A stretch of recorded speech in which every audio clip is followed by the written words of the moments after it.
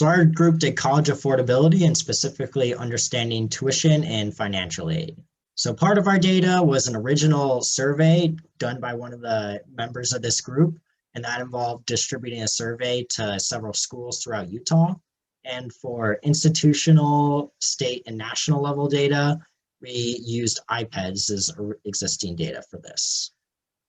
So to clean the data, most of our cleaning was based on renaming columns that were in a bad format, and then creating new variables. We had some time series data, and we had to loop over some files to merge it all together.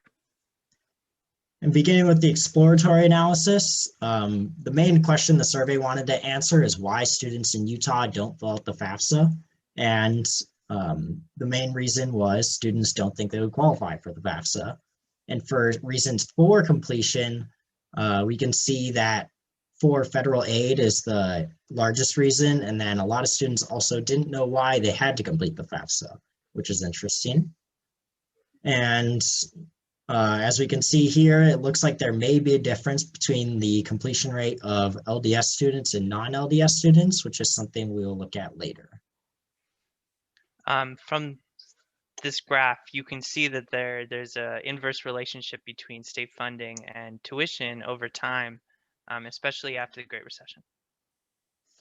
And moving on to our analysis, for the survey data, we use hypothesis testing and regression to see the significance of differences and proportions for groups. And from the logistic regression, we found that Guardians' level of education was significant in predicting FAFSA completion, and the hypothesis tests showed that LDS students do in fact complete the FAFSA at a lower rate, but this is a very weak result based on the low sample size we had from this survey. And from a decision tree, we can see that parents' level of higher education are the most important factors, and LDS affiliation is also in fact important in predicting FAFSA completion. And from this chart of feature importance, we can see indeed this is the case, and that in general, religious affiliation is more important than racial demographics when determining FAFSA completion. For a couple of regressions, we first look at tuition prices against a couple other variables, and we see that private institutions usually incur a higher cost. And if you have a higher proportion of Black students, you usually have a lower cost, which could be because of HBCUs and their lower average costs. The second one, we look and we see that graduation rate, that average aid is positively correlated with graduation rate.